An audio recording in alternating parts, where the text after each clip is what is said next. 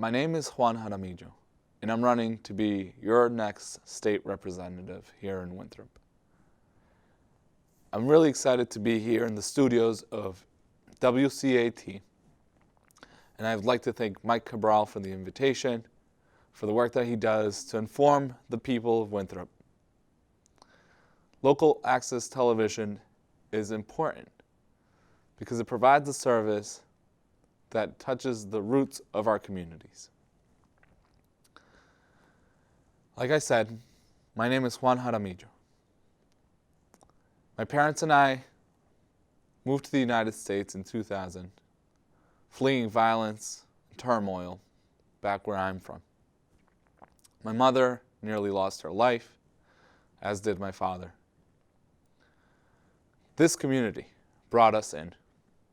It fed us, it clothed us, it taught us, it gave us all the resources to succeed and thrive. I'm a product of the work that this community has put into me, the work that you have put into my life. And that's why I'm running to be your next state representative. My mother instilled in me the virtue of gratefulness, and therefore, from a very young age, I began to give back to the community. While at some point I was an undocumented immigrant because our visa expired, I began to give back without fear of my advocacy for the working people of this district. Today, I sit here before you to talk about some of the most important issues in Winthrop and Revere and how we deal with them, or how I've already dealt with a lot of them. As I mentioned, my advocacy began in these streets right here in Winthrop and Revere, working with young people and empowering them to advocate for working class families, for themselves, for their families, for their health, and for their well-being. I fought back against the expansion of trains that would bring gas right through our district and successfully achieved that.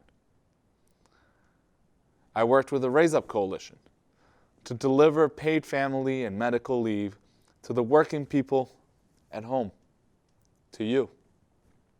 And I also achieved, working with the Raise Up Coalition and the young people who I worked with, a raise in the minimum wage for working class folks like yourselves. Because when all of us make a living wage, our communities are healthier, they're safer, and they're stronger. I'm proud to announce that that'll be coming into effect in the next few years. We'll be fully at $15 an hour. And then I moved on to work with State Senator Joe Boncore. As his budget, policy, and legislative director, I delivered millions of dollars for the people of Revere and Winthrop, things that I'm very proud of. Among them, the expansion of the East Boston Neighborhood Health Center into Revere and Winthrop to provide vital services to our community. Additionally, I delivered tens of thousands of dollars to recovery programs like CASA, which have for such a long time helped the people here in our community.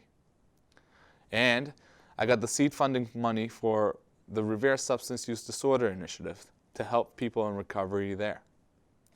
Additionally, I fought for and achieved millions of dollars for coastal resiliency projects that help and keep safe our homeowners and our residents here in Winthrop and Revere.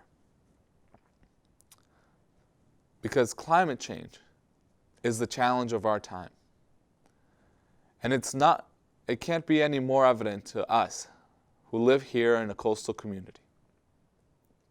A community that gets battered by the ever-increasing amount of, quote, 100-year storms that are damaging our infrastructure and taking a toll on our homes and our lives. As your next state representative, I will commit to fighting climate the climate change crisis. I will commit to ensuring that we move to net zero carbon emissions, that we protect our beaches and our habitats like Belle Isle Marsh. I will ensure that we continue to spend and invest in coastal resiliency projects to protect homeowners and residents of this district, because our equity is what makes our community strong. Further, as a labor organizer and leader here in the Commonwealth of Massachusetts, I'll be fighting for working class people, as I have done so for this entire pandemic. As a political coordinator for SEIU Local 32BJ, I worked with city, state, and federal partners to bring $1,200 to every person in the Commonwealth and every person in the country. And now we're fighting to make sure that we get that important stimulus for you again in the next few weeks. I know how to get stuff done for our district. And as we think about the amazing work that Speaker DeLeo has done for us for some 30 years, we need just that. Someone that knows who to talk to and how to get things done, and knows how to roll up their sleeves, which is something I've been doing my entire life. You see, I grew up a working class kid that could not afford college. So I put myself through what I call a housekeeping scholarship, and I joined the likes of my father and his coworkers at Mass General Hospital cleaning intensive care unit beds. As a frontline worker there, I saw the importance of investing in our healthcare system, of giving our healthcare providers all the resources necessary to ensure that they can provide a strong quality of care. It's work that humbled me and that taught me what it means to do a 12-hour shift, get up at 6 in the morning, come home at 6 p.m. after seeing some really gruesome things. Families crying both because their loved ones were ill and because they weren't able to pay for the health care that they were receiving. That should be something, a story that we won't be able to tell anymore, because we're gonna get health care for every single person in this Commonwealth, in our district, in Revere and in Winthrop, that is debt-free. Because the last thing a family should be worrying about is how they're going to pay for the critical care that they're receiving at that hospital. It's something that currently, as a labor leader, I fight for each and every day because of its importance in our communities. Further, I will be making sure that we invest in a transportation system that honors the workers of this district. We're going to make the MBTA fare free to ensure that there's equity in our transportation system.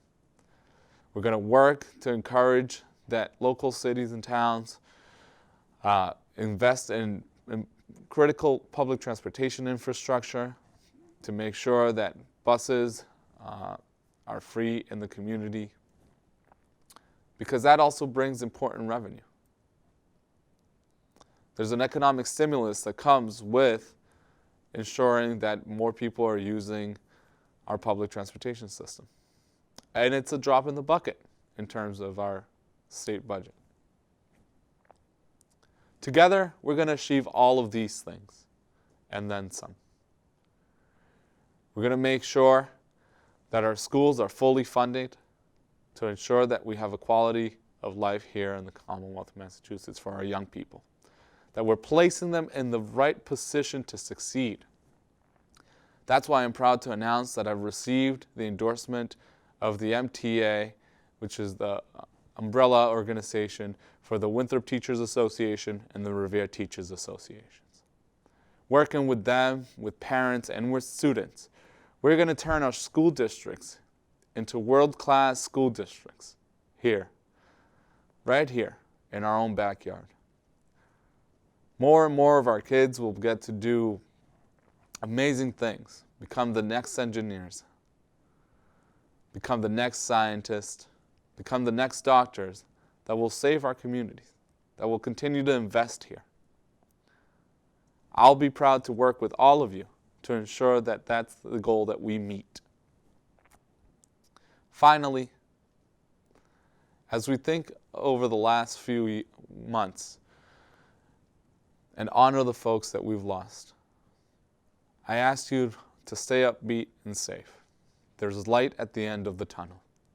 Soon enough, more and more of the people of the Commonwealth, more and more of the people in our community will get a vaccine, and things will return to some sense of normalcy.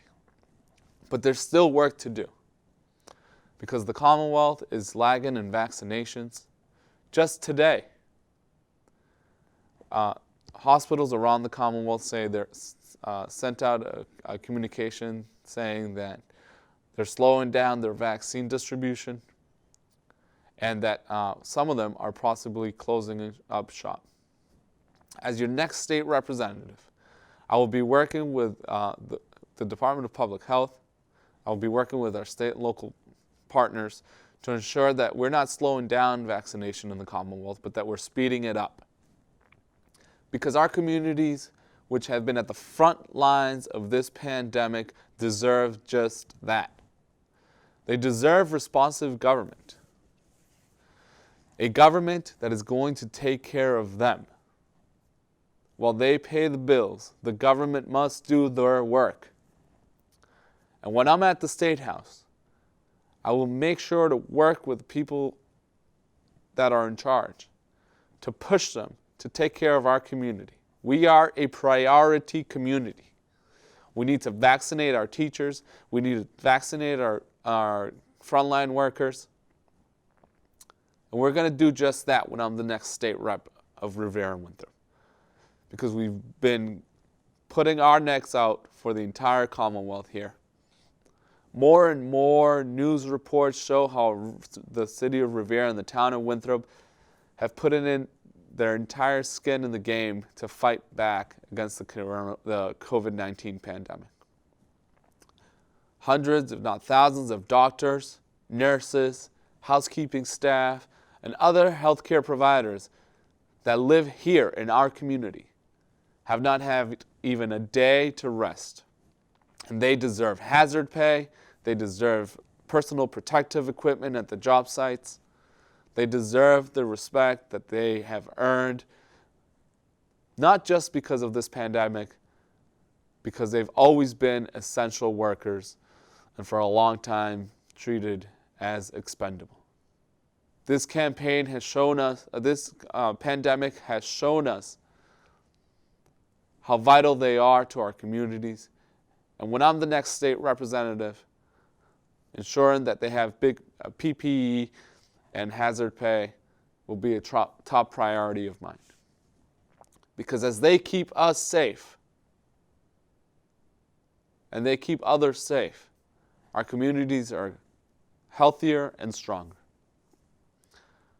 I will close with that, with an immense amount of gratitude to be here before you today, to allow me time to go into your living rooms, to talk about the important issues facing our community.